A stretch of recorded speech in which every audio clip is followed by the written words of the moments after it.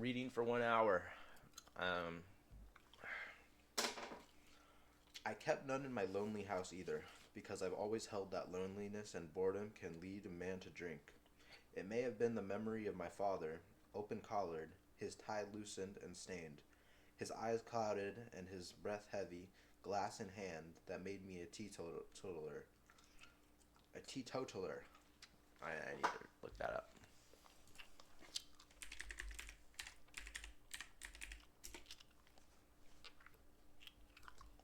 A person who never drinks alcohol. Okay. This is, by the way, The House of Spirits by Isabel Allende.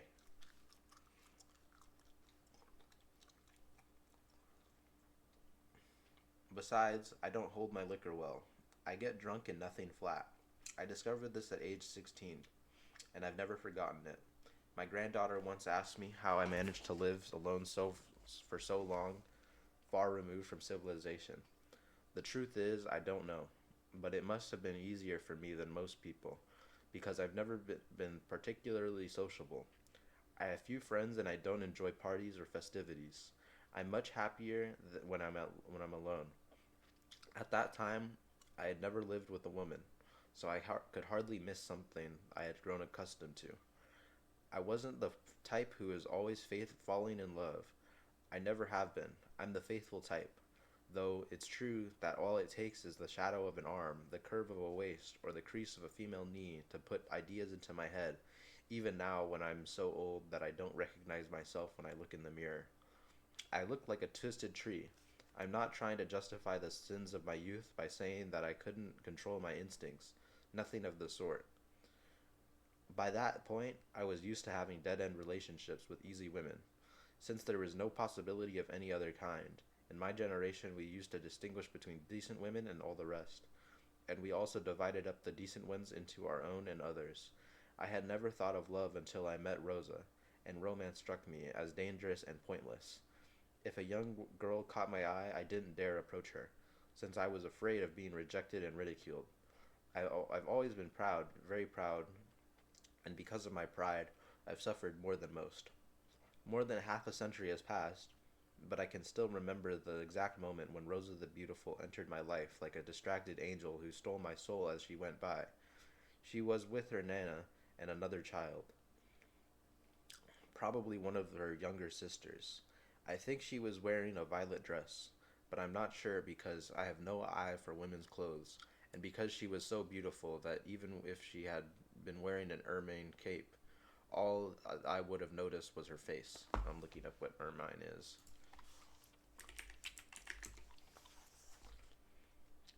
A stoat. It's a type of animal. Damn, that's sad.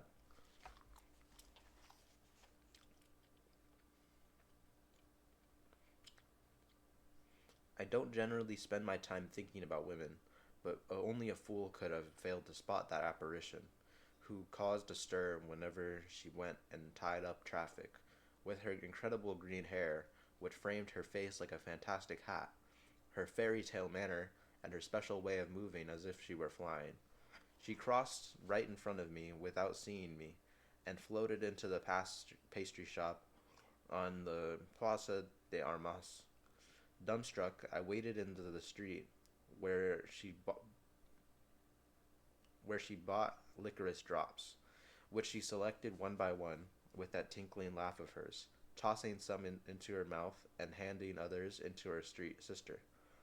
I wasn't the only one to stand there hypnotized, for within a few minutes a whole circle of men had formed, their noses pressed against the window. It, it was then that I reacted. It didn't cross my mind that since I had no fortune, was it didn't cross my mind that since I had no fortune was no one's idea of a proper young man, and faced a most uncertain future. I was far from being the ideal suitor for that heavenly girl. I didn't even know her, but I was bewitched, and I decided then and there that she was the only woman in the world who was worthy to be my wife, and that I couldn't have her, and that I couldn't have her without and that I couldn't have her. I would remain a bachelor. I followed her all the way home. I got on the same streetcar and took the seat behind her, unable to take my eyes off her perfect nape, her round neck, and her soft shoulders caressed by the green curls that had escaped from her coiffure,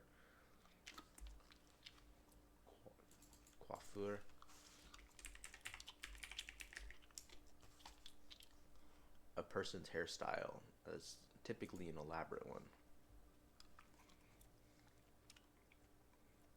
I didn't feel the motion of the car because I was in a dream.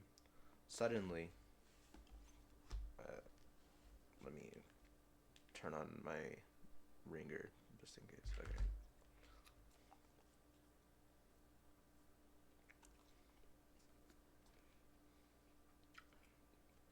Suddenly, she swept down from the aisle, and as she passed me, her astonishing gold eyes rested for a moment on my own. Part of me must have died. I couldn't breathe, and my pulse stopped in its tracks. When I recovered my composure, I had to leap onto the sidewalk at the risk of breaking all of my bones, and toward the street down which she had already turned. Thanks to a cloud of violet disappearing behind a gate, I learned where she lived. From that day on, I stood guard outside her house, pacing up and down the street.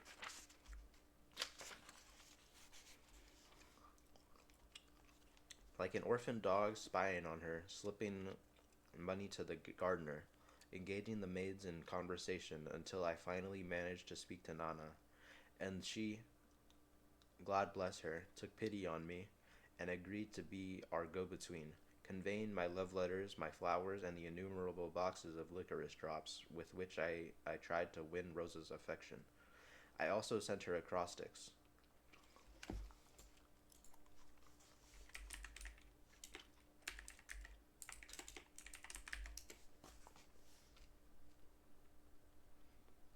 A poem or composition where the first letter of each line spells out a specific word name or message when read vertically.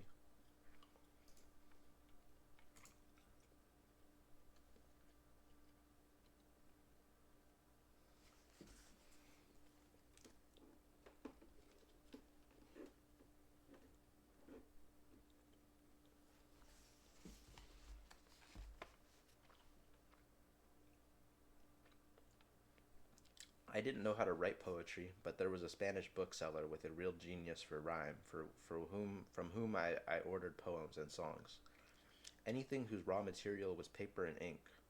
My sister Ferula helped me get closer to the Del Val family by uncovering distant links between our ancestors and theirs, and seeking out every opportunity to greet them as they came out of Mass. That was how I was finally able to visit Rosa. But the day I entered her water and was within speaking range of her, I couldn't think of anything to say. Until I stood there mute, my hat in my hand, and my mouth gaping, until her parents, who were well acquainted with such symptoms, came to my rescue. I can't imagine what Rosa could have seen in me, or why with such time she came to accept me as her husband. I became of her. I became her official suitor, without having to perform any superhuman tasks, because despite her awesome beauty and her innumerable virtues, Rosa had no other wooers. Her mother explained it to me in this way. She said that no one felt strong enough to spend his life protecting her from other men's desire. Many had circled her, even fallen over head over heels in love with her, but until I came along, none had made up his mind. Her beauty struck fear into their hearts, and they preferred to admire her from afar, not daring to approach her. That had never occurred to me, to tell you the truth. My problem was that I didn't have a scent, even although I felt capable, through my love, of becoming a rich man. I looked around to find the quickest route within the limits of the honesty in which I had been raised, and realized that success required godparents, advanced studies, or capital. It wasn't enough to have a respectable last name. I suppose that if I had the money to start out with, I would have tried my luck at the gaming tables or the races, but since that was not the case, I had to think of a line of work that, while it may entail certain risks, held out the promise of a fortune. Gold and silver mines were the dream of all adventurers. A mine could plunge you into abject poverty, kill you with tuberculosis, or make you a rich man overnight. It was a question of luck, thanks to the prestige of my mother's name. I was able to obtain the concession for a mine in the north, for which the bank gave me a loan. I vowed to extract the last gram of precious metal, even if it meant I had to crush the hills with my own hands and grind the rocks with my feet. For Rosa's sake, I was prepared to do that and much more. At the end of autumn, when the family had calmed down about Father Restrepo, who was forced to mitigate his inquisitional behavior after the bishop had personally warned him to leave the little Clara del Val alone, and when they had all resigned themselves to the fact that Uncle Marcus was truly dead, Severo's political design had began to take shape. He had worked for years toward his end, so it was a personal triumph when he was invited to the Liberal Party candidate in the upcoming congressional elections, representing a southern province that he had never set foot in, and that he had difficulty finding on the map. The party badly needed people, and Severo was anxious for the seat in the Congress. So they had no trouble convincing the downtrodden voters of the South to choose him as their candidate. Their invitation was supported by a monumental rose-colored roast pig, which the voters shipped directly to the candidate at Del Val's home. It arrived on an enormous wooden tray, scented and gleaming, with a sprig of parsley in its mouth and a carrot protruding from its rump. The whole reposing of a bed of tomatoes. Its stomach had been stitched close, and it was stuffed with partridges that in turn were stuffed with plums. It was accompanied by a decanter containing half a gallon of the best brandy in the country. The idea of becoming a deputy, or better still, a senator, was a long-cherished dream of Severo's. Over the years, he had been meticulously laying the groundwork by means of contacts, friendships, secret meetings, discreet but effective public appearances, and gifts of money or favors that made to the right people at the right moment. That southern province, however distant and unknown, was exactly what he'd been waiting for. The pig arrived on a Tuesday. On Friday, when the pig was no more than a heap of skin and bones that Barabbas was gnawing in the courtyard, Clara announced that there would soon be another death in the Del Val family. But it would still be by mistake, she added. On Saturday, she slept badly and awoke screaming in the middle of the night. In the morning, Nana made her a cup of linden tea, but no one paid her much attention, because everyone was busy with the preparations for their father's southern trip. And because Rosa the Beautiful had developed a chill, Nevea gave orders for Rosa to remain in bed, and Dr. Cuevas said that it was nothing serious and that she would be given sugared lemon with a splash of liquor to help bring down her fever. Severo went in to see his daughter and found her flushed and wide-eyed. Sunk deep in the butter-colored lace sheets, he took her to a dance card as a present and gave Nana permission to open the decanter of brandy and pour some in the lemonade. Rosa drank the lemonade, wrapped herself in the woolen shawl, and immediately fell asleep next to Clara, with whom she shared the room. On the morning of that tragic Sunday, Nana woke up early, as she always did.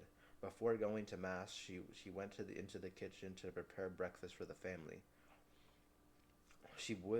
The wood and coal stove had been ready the night before, and she lit the smoldering still warm embers while the water heated and the milk boiled.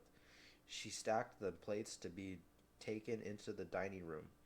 She put some oatmeal on the stove, strained the coffee, and toasted the bread.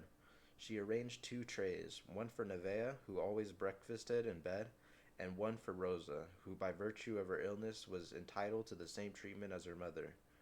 She covered Rosa's tray with a linen napkin that had been embroidered by the nuns to keep coffee warm and prevent flies from getting into the food, and stuck her head into the courtyard to make sure Barabbas was not in sight. He had a penchant for leaping at her whenever she went by the breakfast tray. She saw him in the corner playing with a hen and took advantage of his momentary distraction to begin her long trip across the courtyards through the hallways. From the kitchen, which was the middle of the house, all the way to the girls' room, which was on the other side. When she came to Rosa's door, she stopped, gripped by a premonition. She entered without knocking, as she always did, and immediately noticed the scent of roses, even though they were not in season. This was how Nana understood that an inescapable disaster had occurred. She set the tray down carefully beside the bed and walked slowly to the window. She opened the heavy drapes and let the pale morning sun into the room.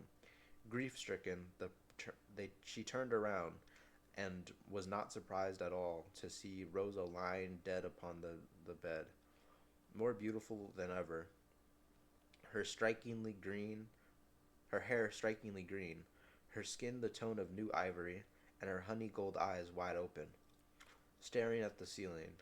Little Clara was at the foot of the bed observing her sister. Nana fell to her knees beside her bed, took Rosa's hand into hers, and began to pray. She prayed for a long time until the terrible moan of a lost freighter was heard throughout the house. It was the first and last time anyone had heard Barabbas's voice. He mourned the dead girl all that day, fraying the nerves of the whole family and all the neighbors who came running at the sound of his shipwrecked howls. After taking one look at Rosa's body, Dr. Cuevas knew that she had died of no ordinary fever. He began to search the entire house, going over the kitchen inch by inch, sticking his fingers into pots, opening flour sacks and bags of sugar, prying the tops off boxes of dried fruit, and leaving a wake of destruction behind him. He rummaged through Rosa's drawers, questioned the servant one by one, and harassed Nana until she was beside herself. Finally, his search led to the decanter of brandy, which he requisitioned instantly. He shared his doubts with no one, but he took the bottle to his laboratory. He returned 3 hours later, his rosy face transformed by horror into the pale mask, which he wore throughout the day, throughout that dreadful episode. He walked up to Severo, took him by the arm, and led him off to one side. There was enough poison in that brandy to fell an ox, he said between tight lips. But in order to be sure that that's what killed the child, I'll have to do an autopsy. Does that mean you'll have to cut her open? Severo moaned. Not completely, but I won't have to touch her head, just digestive tract, the doctor explained. Severo was overcome. By that point, Neveo was worn out from weeping, but when she learned that they were thinking of taking her daughter to the morgue, she quickly regained her strength. She calmed down only when they swore that they would take Rosa directly from the house to the Catholic cemetery. Only then did she accept the laudanum the doctor handed her. She slept for 20 hours.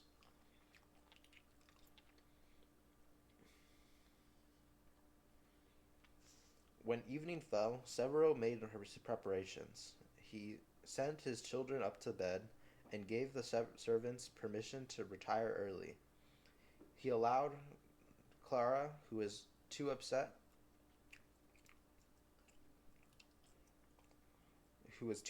by what had happened, to spend the night in the bedroom of another sister.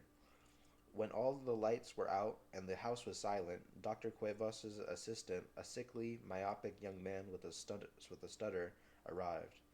They helped Severo carry his daughter's body into the kitchen and set it down gently on the slab of marble, where Nana kneaded her pastry and chopped vegetables. Despite his sturdy character, Severo was overcome when his daughter's nightgown was lifted to reveal the splendid body of a mermaid. He staggered out of the room, drunk with grief, and collapsed in an armchair, weeping like a child. Dr. Cuevas, too, who had seen Rosa come into this world and knew her like the palm of his own hand, was taken aback at the sight of her nude body. The young assistant began to paint, so overwhelmed that he he painted for so overwhelmed was he, and he painted for years to come. Every time he recalled the extraordinary sight of Rosa naked and asleep on the kitchen table, her long hair sweeping to the floor in a cascade of green.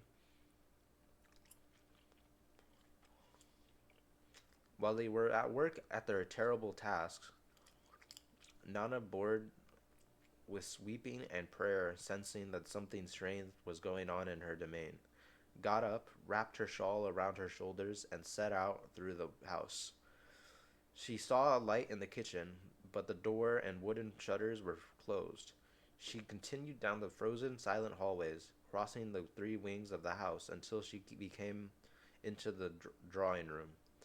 Though the open door that she could see her employer pacing up and down with a desolate air, the fire in the fireplace had long since gone out. She stepped into the room. "Where is Rosa?" she asked. "Dr. Cuevas is with her, Nana," he replied. "Come have a drink with me." Nana remained standing, her crossed arms holding her shawl against her chest. Severo pointed to the sofa, and she approached shyly. She sat down beside him. It was the first time that she had been this close to her employer since she had lived in the house. Severo poured them each a glass of sherry and downed his in a single gulp.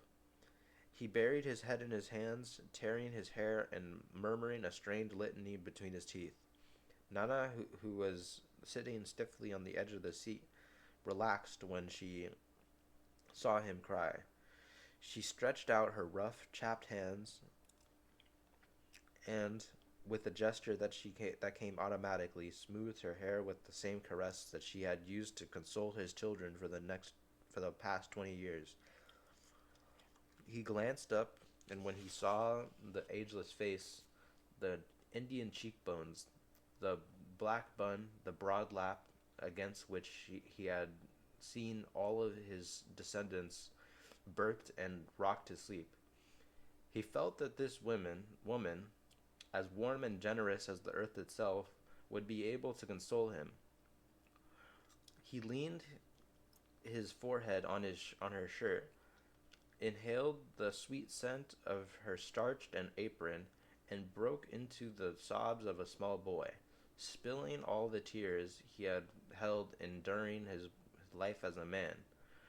Nana stretched his back, patted him gently, spoke to him in the half language that she used to put in the little ones to sleep, and sang him one of her pleasant ballads until he had calmed down. They remained seated side by side, sipping sherry and weeping from time to time as they recalled the happy days when Rosa scampered into the garden, startling the butterflies with her beauty that could only have come from the bottom of the sea.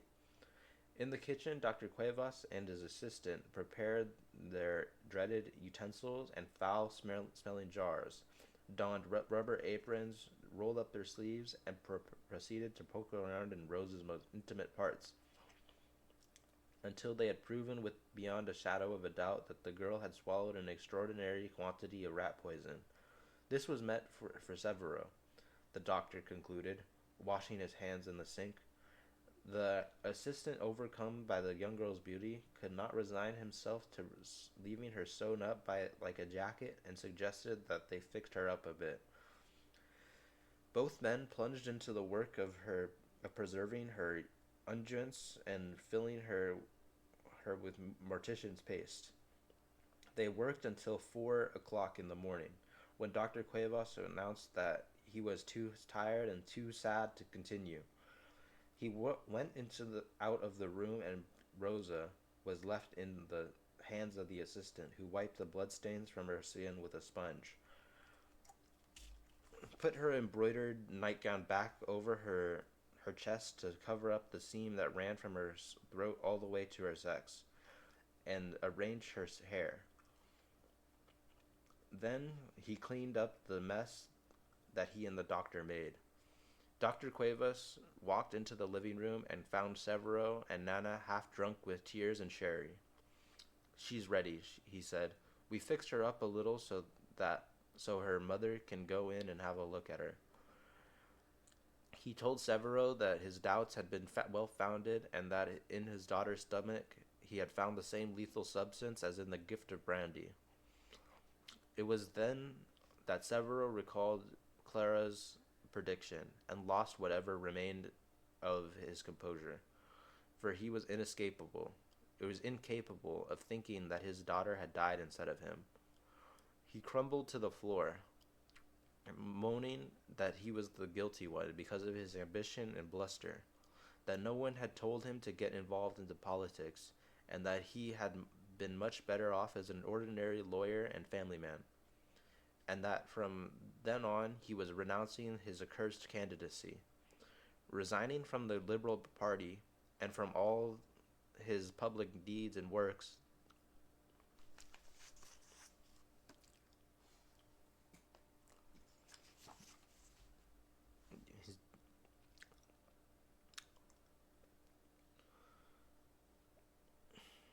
And that he hoped none of his descendants would ever get mixed up in politics, which was a trade for butchers and bandits, till finally Dr. Cuevas took pity on him and did him the favor of getting him drunk.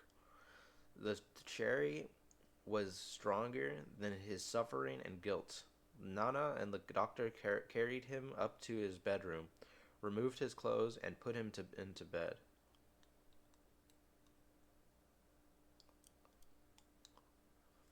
Then they went into the kitchen, where the assistant was putting the final touches on Rosa.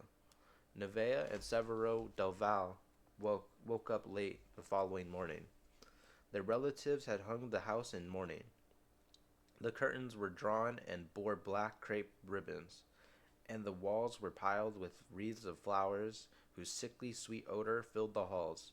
A funeral chapel had been set up in the dining room. There, on the big table, covered with a black cloth with gold fringes, lay Rosa's white coffin with its silver rivets. 12 yellow candles in bronze candelabras cast a dusky light over the girl. They had dressed her in the white gown and crown of wax orange blossoms that were being saved for her wedding day. At 12 o'clock, the parade of friends, relatives, and acquaintances began to file in to express their sympathy to the family. Even their most confirmed enemies appeared at the house, and Severo del Val interrogated each pair of eyes in the hope of discovering the identity of the assassin. But even those in the president of the Conservative Party, he saw the same innocence and grief. During the wake, the men wandered through the sitting rooms and hallways of the house, speaking softly of business. They kept a respectful silence whenever any member of the family approached. When the time came to enter the dining room and pay for their last respects to Rosa, everyone trembled, for if anything, her beauty had grown more remarkable in death. The ladies moved into the living room, where they arranged the chairs in a circle. There they could weep at leisure, unburdening themselves of their own troubles as they wept for someone else's death. The weeping was copious, but it was dignified and muted. Some of the women murmured prayers under their breath.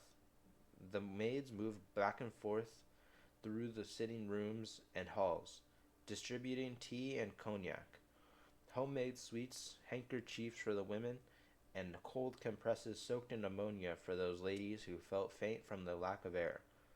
The scent of candles and the weight of their emotion, all the Delval sisters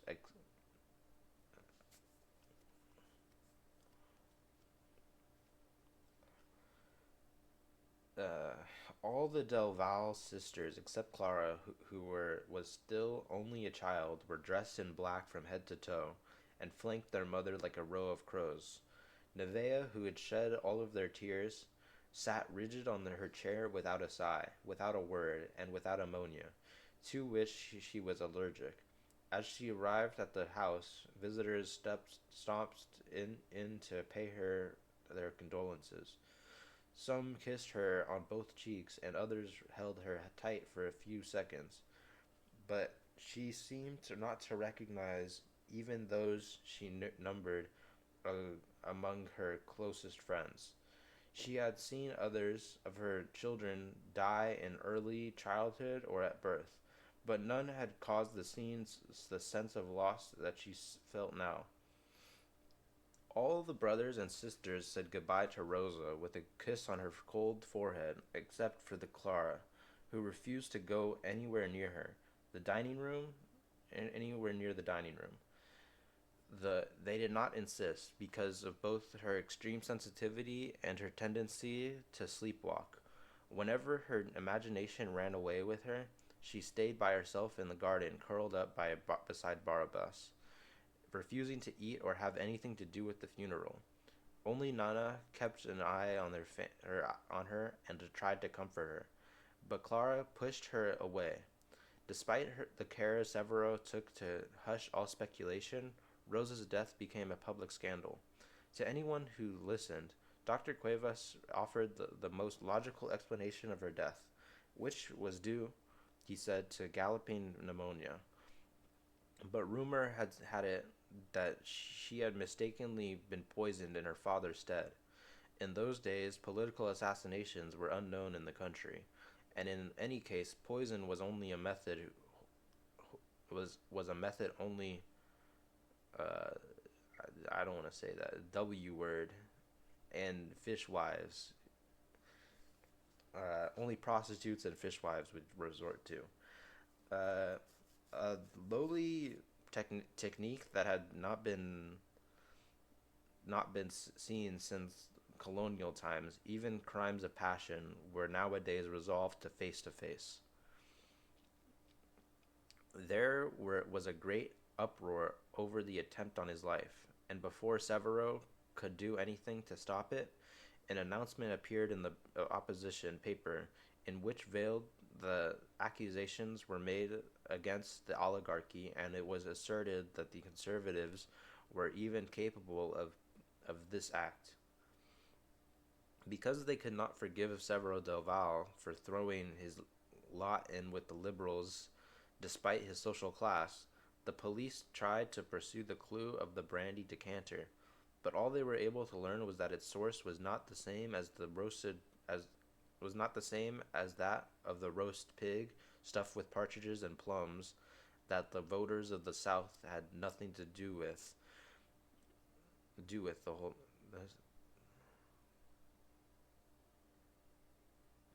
had nothing to do with the whole matter. The mysterious decanter had been found outside the service door to the Del Val house on the same day, and at the same time that the roast pig was delivered, the cook had simply assumed that it was a part of the same gift.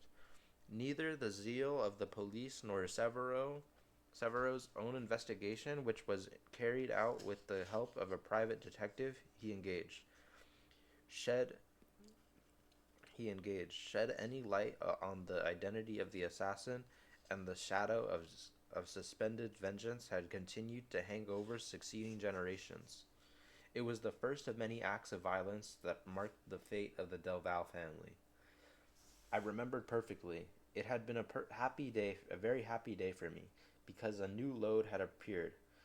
The thick, magnificent seam that had eluded me throughout the time of sacrifice, absence, and hope, and that might represent the wealth I had been seeking for a long time.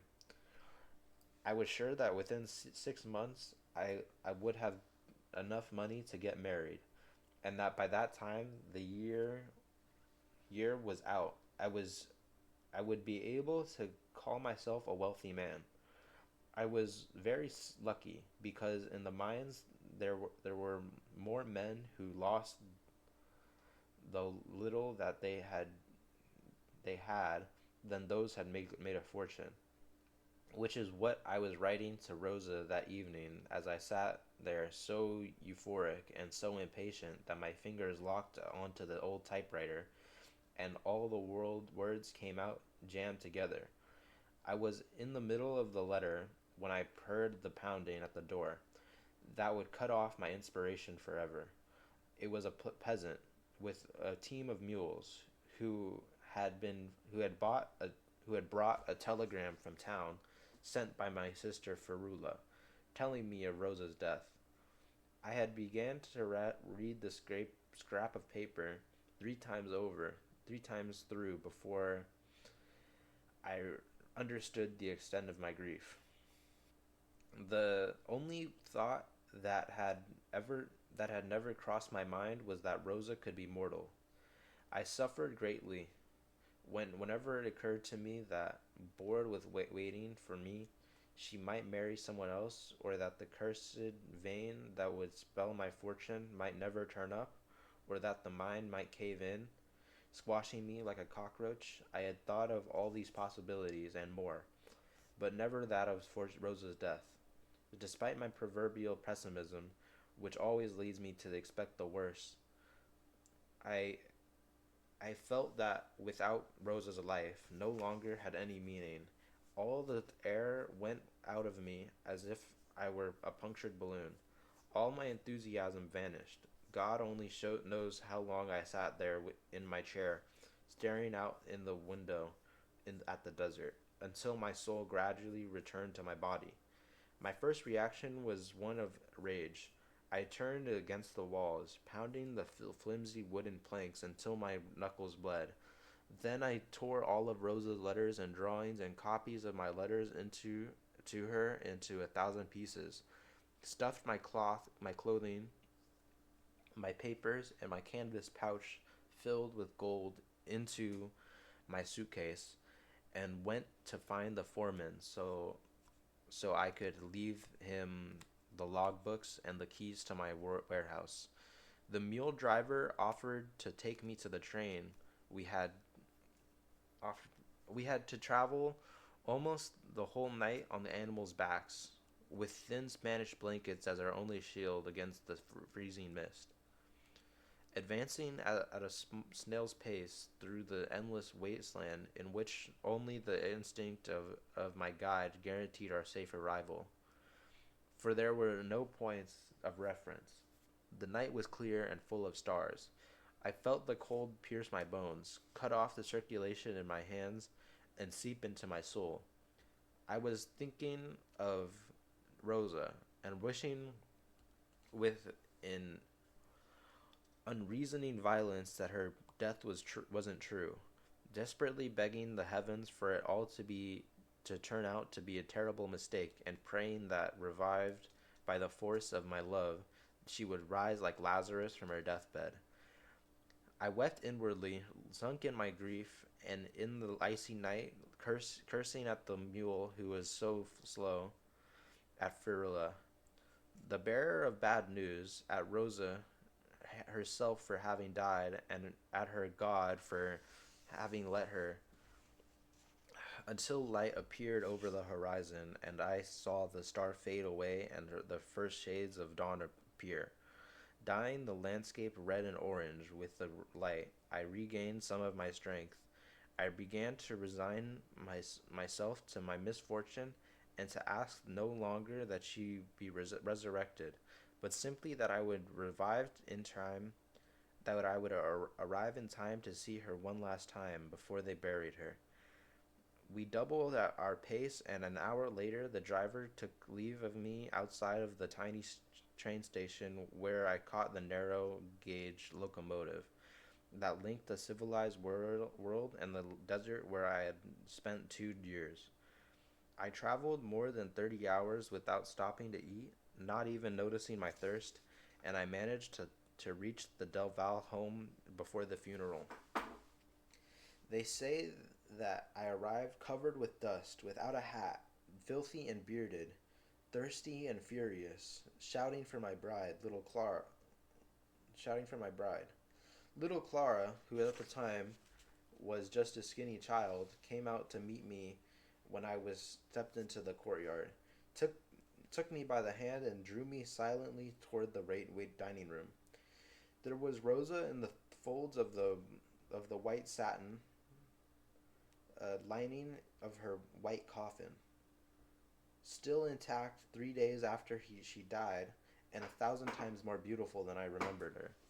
For in death, Rosa had been subtly transformed into the mermaid she had always been in secret. Damn her! She slipped through my hands. They shout. They say. I shouted.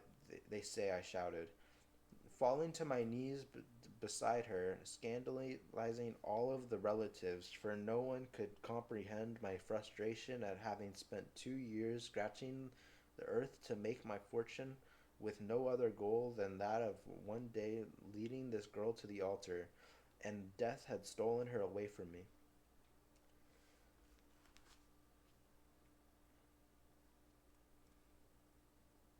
Moments later, the carriage arrived, an enormous black shiny coach drawn by 6 plum chargers, as it was used on those occasions, and driven by 2 coachmen in livery.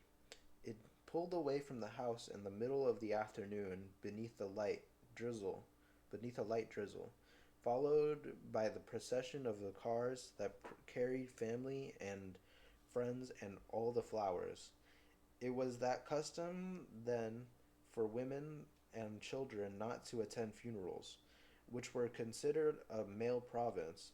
But at the last minute, Clarice managed to slip into her cortege to accompany her sister Rosa, and I felt the grip of her small gloved hand.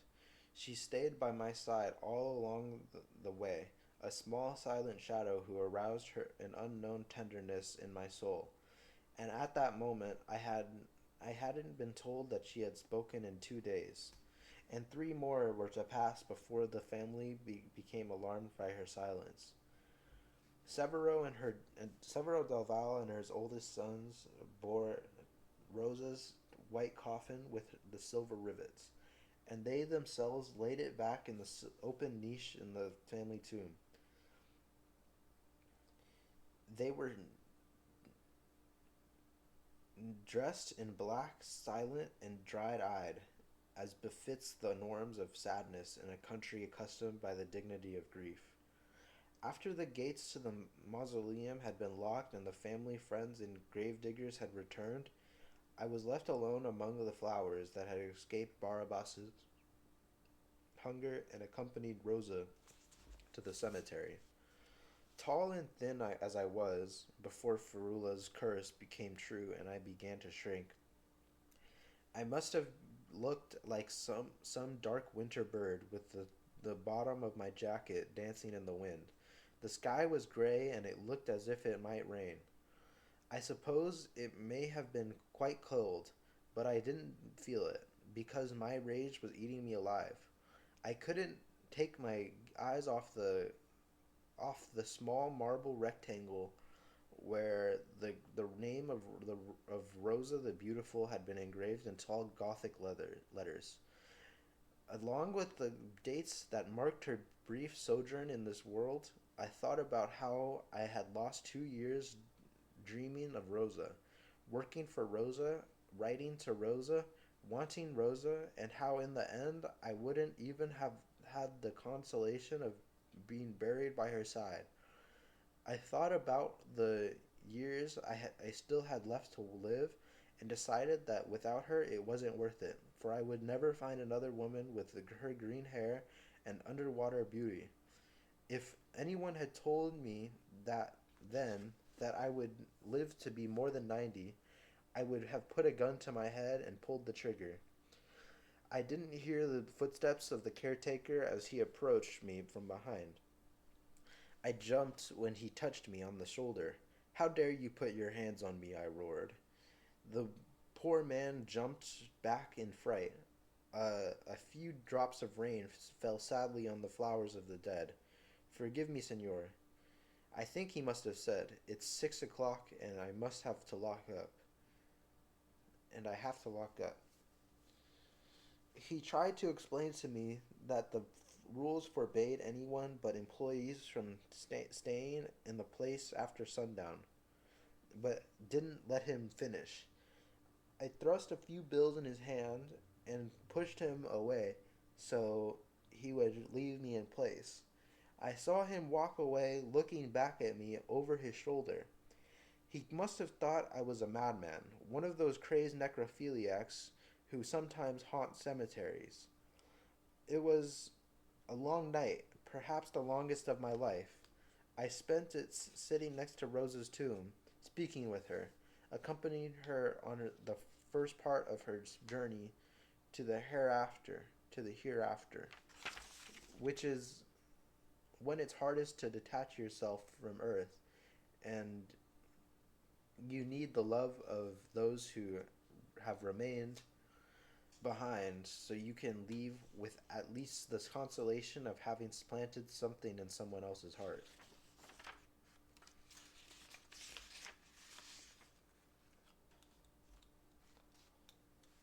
I remembered her perfect face and cursed my luck. I blamed Rosa for the years I had spent dreaming of her deep within the mine.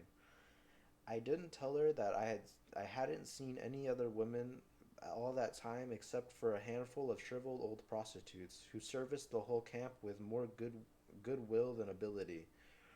But I did tell her that I had lived among rough, lawless men, and that I had eaten chickpeas and drunk green water from far from civilization.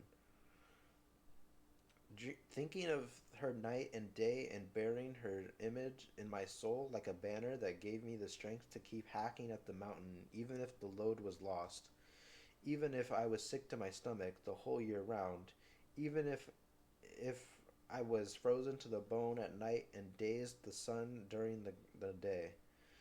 All with the single goal of marrying her. But she goes and dies on me, betraying me before I can fulfill my dreams, and leaving me with this incurable despair. I told her that she had mocked me, that we had never been completely alone together, that I had only been able to kiss her once. I had had to weave my love out of memories and cravings that were impossible to satisfy, out of letters that took forever to arrive and arrive faded, and that were incapable of reflecting the intensity of my feelings or the pain of her absence, because I have no gift for letter writing, and much less for writing about my own emotions. I told her that those years in the mine were an irredeemable loss, and that if I had known she wasn't long for this world, I would have stolen the money that I had needed to marry her and built a palace studded with treasures from the ocean floor, with pearls and coral and walls of nacre. I would have kidnapped her and locked her up, and only I would have the key. I would have loved her without interruption almost till infinity, for I was convinced that if she had been with me, she would have never drunk the poison that was meant for her father, and she would have lived 1,000 years. I told her the caresses I'd saved for her, the presents with which I planned to surprise her, the ways I would have loved her and made her happy. In short, I told her all of the crazy things I would have never said if she could hear me, and that I've never told a woman since. That night, I thought I had lost my ability to fall in love forever, that I would never laugh again or pursue an illusion. But never is a long time.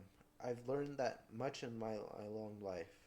I have I had a vision of anger spreading through me like a malignant tumor, sullying the best hours of my life and rendering me incapable of tenderness or mercy.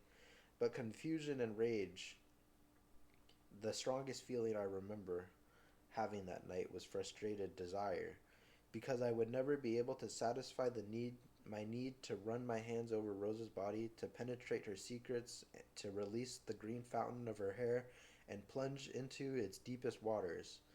In desperation, I summoned up the last image I had of her, outlined against the satin pleats in her virginal coffin, with her bride's blossoms in her hair and her rosary in her hands.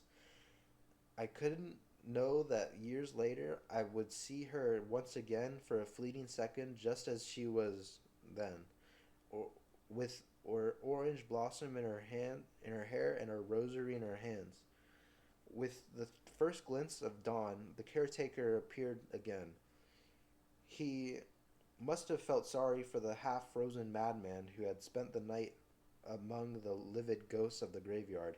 He held out his flask. Hot tea, he offered, but I pushed it away and walked out with great furious strides, cursing among the lines of tombs and cypresses. The night that Dr. Cuevas and his assistant cut open Rosa's corpse in the kitchen to establish the cause of her death, Clara lay in bed with her eyes wide open, trembling in her dark. She was terrified that Rosa had died because she had said she would. She believed that just as the power of her mind could move the salt cellar on the table, she could also produce deaths, earthquakes, and other even more worse catastrophes. In vain, her mother had explained to her that she could not bring about events, only see them in somewhat advance. She felt lonely and guilty, and it occurred to her that if she could be with Rosa, she would be much happier. She got up in her nightshirt and walked barefoot to the bedroom, as she shared with her older sister. But as she was not in the bed where she had seen her for the last time, she went out to look out for her. The house was dark and quiet. Her mother, drugged by Dr. Cuevas, was asleep, and her brothers and sisters and the servants were already in their rooms. She went through the sitting rooms, slipping along the cracks, frightened and cold. The heavy furniture, the thick drapes, the paintings on the wall, the wallpaper with its flowers against the background of dark cloth, the low lamps flickering on the ceiling, and the potted ferns on their porcelain columns, all looked menacing to her. She noticed a crack of light coming from under the drawing room door, and she was on the verge of going in, but she was afraid she would run into her father, and that she would send her back to bed. So she went toward the kitchen, thinking to comfort herself against Nana's breast. She crossed the main courtyard, passed between the camellias and the miniature orange trees. She went through the sitting rooms of the second wing of the house and the dark open corridors, where the faint gas lights were left burning every night in case there was an earthquake, and to scare the bats away, and arrived in the third courtyard, where the service rooms and kitchen were. There the house lost its aristocratic bearing, and the colonel's kitchen coops and servants' quarters began. Farther on was the stable where the old horses Nevea still rode were kept, even though Severo del Val had been one of the first to buy an automobile. The kitchen door and the shutters were closed, and so was the pantry. Instinct told that Clara that something out of the ordinary was going on inside. She tried to see in her nose, but didn't reach the window ledge.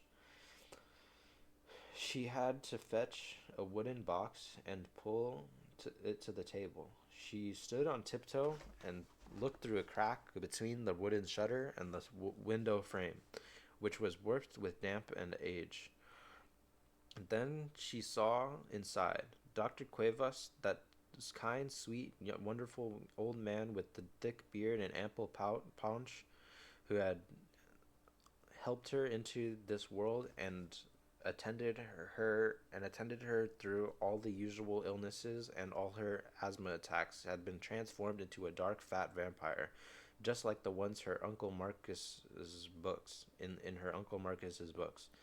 He was bent over the table where Nana prepared her meals.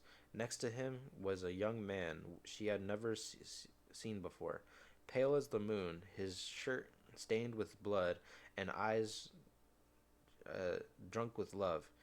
She saw her sister's snow, white legs, and naked feet. Clara began to shake. At that moment, Dr. Cuevas moved aside, and she was able to see the dreadful spectacle of Rosa lying on her back in the marble slab, a deep gash forming a canal down the front of her body with her intestines beside her on the salad platter. Rosa's head was twisted toward the window through which Clara was squinting, and her long green hair hung like a fern from the table onto the tilted floor, which was stained like with blood.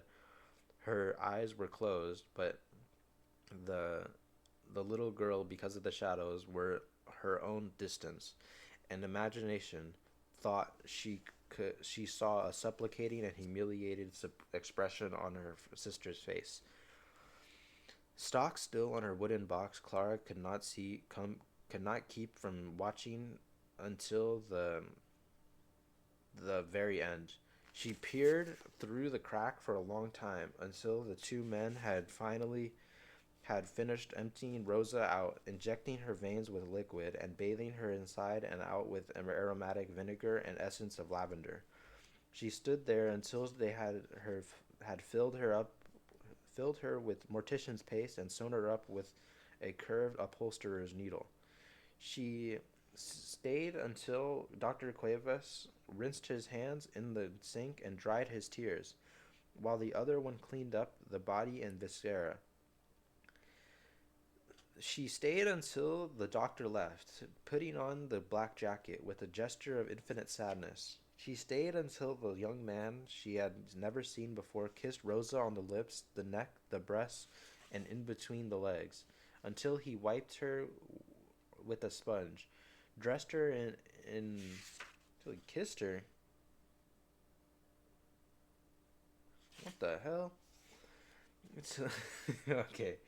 So he wiped her sponge with the sponge, dressed her in her embroidered nightgown and painting, rearranged her hair. She stayed until Nana and Dr. Cuevas came and dressed Rosa in her nightgown and put hair the put on her hair the crown of orange blossoms that they'd kept wrapped in tissue paper for her wedding day.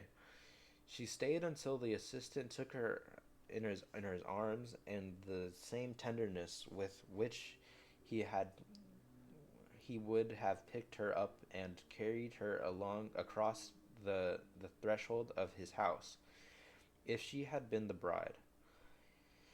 his bride. She could not have move until the first lights of dawn appeared. Only then did she slide back into her bed, feeling within the silence of her entire world. Silence filled her utterly. She did not speak again until 9 years later, when she opened her mouth to announce that she was planning to be married. Right, that was Isabel Allende, finishing up chapter 1. If you want the book, you can start at the beginning here. 2 o'clock. Yeah. Now we're on chapter 2. All right. Thank you guys so much for watching.